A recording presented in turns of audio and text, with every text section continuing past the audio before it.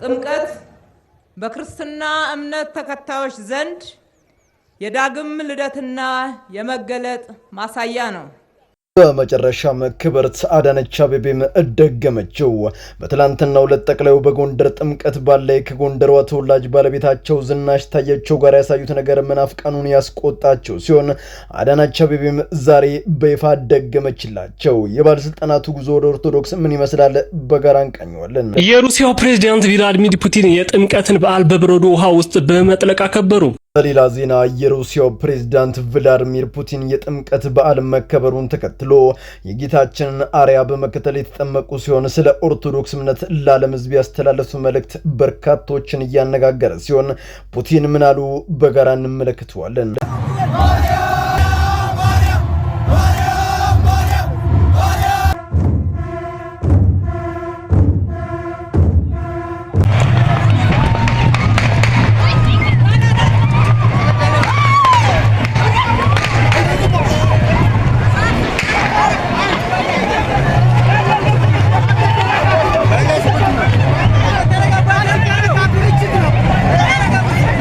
ዛሬ እንግዲህ በበርካታ የሀገራችን ክፍሎች ጎንደርን ጨምሮ የጥምቀት በዓል እጅግ በጣም በደመቀና ደስ በሚል ሁኔታ የተከበረ ሲሆን በዚህም ህዝበ ክርስቲያኑ ያሳየው ጨዋነት እጅግ በጣም የሚያስመሰግን ሌሎችን ቤተ እምነቶች ሳይቀር አርአያ የሚሆን ነው።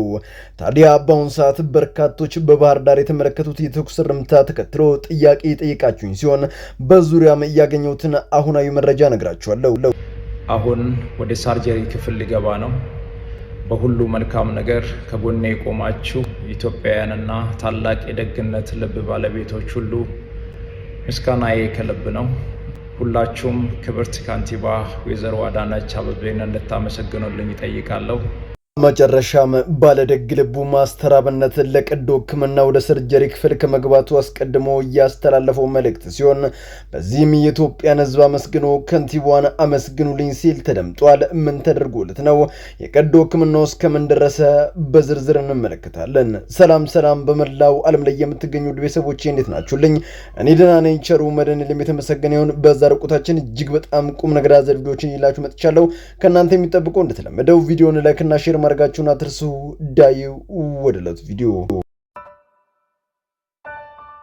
ነው ብዬ እንግዲህ ብዙ ሎሚ ይዤ ነው የወጣሁት ከቤት። እንግዲህ እንደምትመለከቱት እየተቀበሉኝ ነው። አንዷ ላስተላለፈች እዚህ ጋር ትቀበለኛለች። እንዴት እንደሚያማምሩ ነጠላቸውን ለብሰው ብቻ በጣም ነው ደስ የሚሉት። እውነት ከምነግራችሁ በላይ ማለት ነው። ሁሉም ይቀበሉኛል በደስታ። አንድ ማረሰው የገጠመኝ ነገር ግን በቃ አንተ አሁንም ሎሚ ላይ ነው ተባልኩ። እንዴት እላለሁ? የመኪና ቁልፍ ሆኖ አድርጎ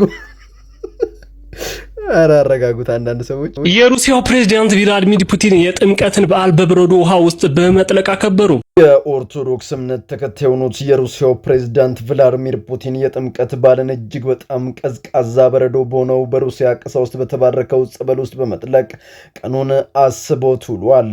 ፕሬዝዳንቱም በመልእክታቸው በመላው ዓለም ላይ ለሚገኙ ኦርቶዶክሳውያን እንኳን አደረሳችሁ ያሉ ሲሆን አስቀጥሎም ይህንን ተናግሯል። ኦርቶዶክስ ሰላም፣ ኦርቶዶክስ ፍቅር፣ ኦርቶዶክስ የመልካምነት ስብዕና ጥግ የሆነች ክርስቶስን ለዓለም የምትሰብክ መስበክ ብቻ አይደለም አርአያ የሆናትን ክርስቶስን በተግባር መስላ የምትኖር አስደናቂ እምነት ናት። ያለመናችሁና ያልተጠመቃችሁ ጊዜያችሁን አታባክኑ፣ ኑ በዚች በአባቶች እምነት ተመላለሱ ሲሉ ለዓለም ሕዝብ ጥሪን አድርገዋል።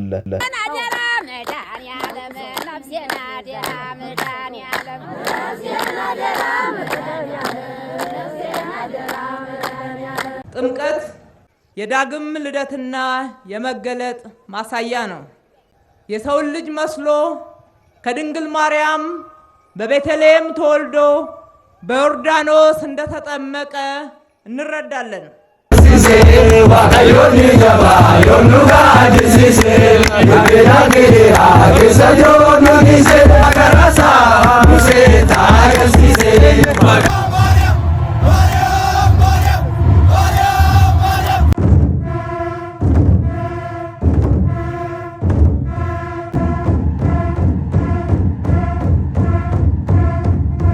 የአዲስ አበባ ከንቲባ የሆኑት ክብርት አዳነች አቤቤ በእያንዳንዱ የኦርቶዶክስ በዓላት ላይ በመገኘት ቡራኬን መውሰድ ከጀመሩ እጅግ በጣም ሰነባብቷል። ታዲያ ያካሄዳቸው በመናፍቃኑ ዘንድ በመልካም እንዳይታዩ ሆኗል። አንዳንዶች ምን ልታደርግ ነው ሁሌ እየሄደች ከነሱ ጋር የምትታየው አንደኛዋን እምነቷን ለምን አትቀይርም ሲሉ በመናገር የቃየልን የቅናት መንፈስ በአደባባይ ሲያሳዩ ተስተውሏል። ከንቲባዋም ከቀን ወደ ቀን የምንፍቅናውን ዓለም በመሸሽ ላይ ሲሆኑ ለዚህም ዋነኛው ምክንያቱ መካከላቸው ያለው መከፋፈል ነው። ሙሉ ወንጌል፣ ሐዋርያት እናም ሌላም በመባባል እየተከፋፈሉ ሲሆን እንዲህ ያለው መከፋፈል ምንፍቅና ገነት እንደማያስገባ ጌታችን በወንጌል አስተምሩናል። ታዲያ የድርጊትን የተመለከቱት ከንቲባዋም በአንድ ዶግማ በአንድ ቀኑና በስርዓቱ ወንጌል በመስበክ በምታውቀው የኢትዮጵያ ኦርቶዶክስ ተዋሕዶ ቤተክርስቲያን ደጅ በመላለስ ከጀመሩ እነሆ ሰነባብቷል። ከንቲባ አዳነች እውነታው በርቶለት ወደ ቀደመችው እምነት እንደሚመለሱ ተስፋ አድርጋለሁ።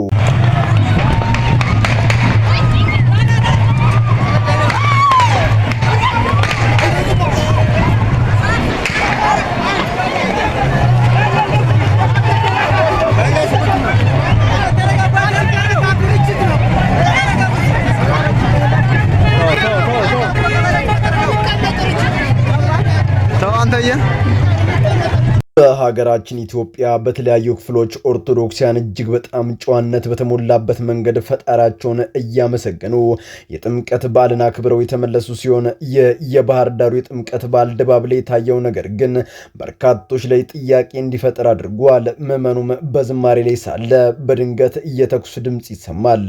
በአካባቢው ያለውን ሁኔታ ተከትሎ ምን መጣ ያሉት ምዕመናን ተደናግጠው የሮጡ ሲሆን በኋላም ሲታወቅ የአካባቢው ታላቅ ከበርቴ አርሶ አደሮች በባላ ቸው መሰረት በሰርግ በለቅሶ በደስታ ወቅት መሳሪያ መተኮስ የተለመደ ነገር ነው። እናም የተወሰኑ ሰዎችን ያደረጉ ሲሆን ታዲያ ይህንን ተከትሎም የኦርቶዶክስ ሰላም መሆን የሚያናድዳቸው የባህር ዳር ህዝብን ስነ ስርዓት በቅጡ ያልተረዱት መናፍቃን ለኛ ሰው ይመስል ይህንን ቪዲዮ ቆራርጠው ባላችንን ለማደብዘዝ በባህር ዳር ግጭት ተከስተ ሲሉ ደረቅ ሳክሳቸውን መልቀቅ ጀምሯል።